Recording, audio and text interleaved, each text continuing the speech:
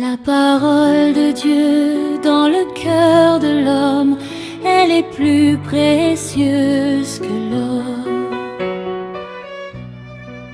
Bonjour, que Dieu bénisse en cette merveilleuse matinée au nom puissant de Jésus-Christ de Nazareth. Nous sommes en train de développer un thème sur le comportement à tenir pendant les persécutions, les tribulations, les oppressions, la diffamation, la médisance, etc.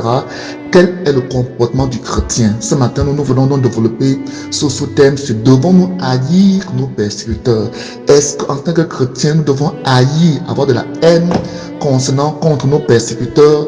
Nous sommes conscients que la persécution est, n'est-ce pas, le quotidien des véritables enfants de Dieu et qu'il y a plusieurs types de persécutions. Il y a 17 types de persécutions au bureau, dans le milieu professionnel qui consistera en ce que pendant que tous ont des promotions, vous n'avez pas de promotion. Pendant que tous ont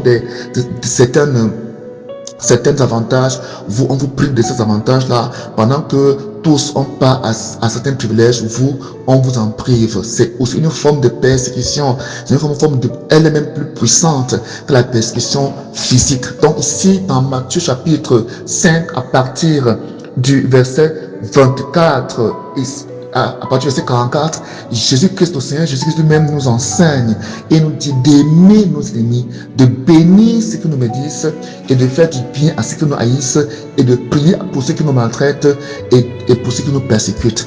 Vous voyez ici, le Seigneur nous montre que nous ne devons pas réagir de la même façon que ces gens contre nous.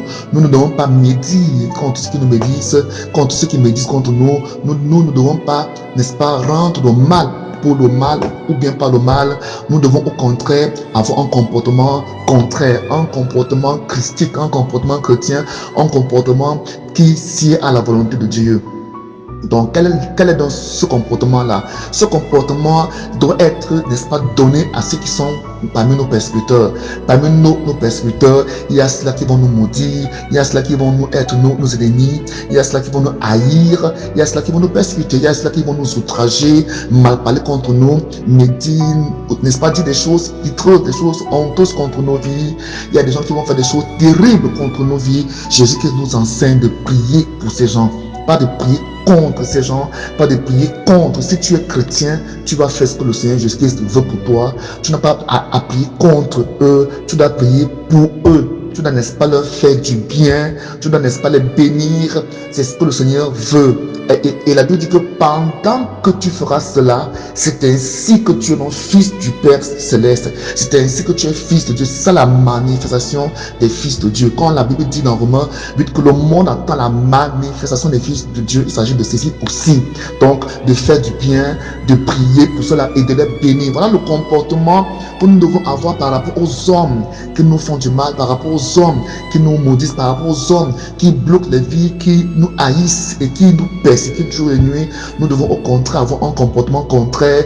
Comment avoir ce comportement contraire? C'est aller prier d'abord. Nous devons d'abord prier.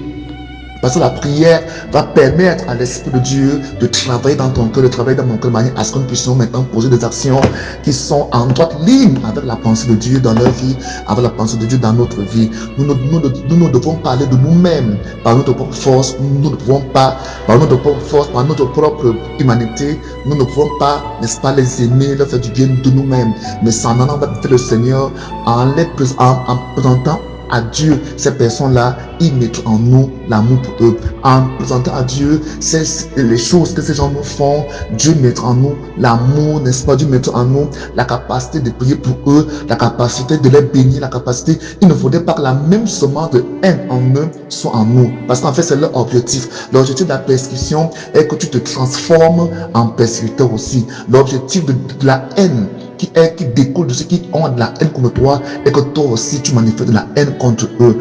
Donc, l'objectif est que tu mènes la bataille là de manière purement humaine avec les armes charnelles. Et ainsi, tu seras à leur merci. L'objectif de ceux qui te haïssent et de ceux qui sont tes ennemis est que tu te rendes toi-même ennemi d'eux et que tu batailles avec les armes charnelles. Nous devons lutter avec les armes de Dieu qui sont quoi? L'amour. C'est pourquoi ici il dit que afin que vous soyez fils de votre Père qui est dans les cieux, car il fait lever son soleil sur les méchants et sur les bons, et il fait pleuvoir sur les justes et sur les injustes. Il dit, mais si vous aimez seulement ceux qui vous aiment, quelle récompense méritez-vous? Les publicains n'agissent pas aussi de même. Et si vous saluez seulement vos frères, que faites-vous d'extraordinaire? Même les païens agissent aussi de même. Verset 48, il dit, soyez donc parfaits comme votre Père céleste est parfait. Père, je te présente ceux qui ont écouté ces paroles, que ces paroles trouvent de la place dans leur cœur, et que ceux qui ont de la haine dans leur cœur soient délivrés par ton esprit, par ta parole, au nom de Jésus. Que les semences de haine qui ont déjà poussé, produit des fruits, que ces arbres, ces herbes, ces buissons de haine soient destruits par ta parole, et que tout ce qui a été, n'est-ce pas, enfanté par tout cela, que ce soit des maladies, des blocages, que cela quitte leur vie au nom de Jésus, et que l'Esprit de Dieu rentre dans leur cœur, que la parole de Dieu rentre dans leur cœur, qu'ils soient, mon Dieu, mon roi, des bons chrétiens qui obéissent à ta parole. Que cette journée soit bénie, une excellente journée au nom de Jésus. Amen.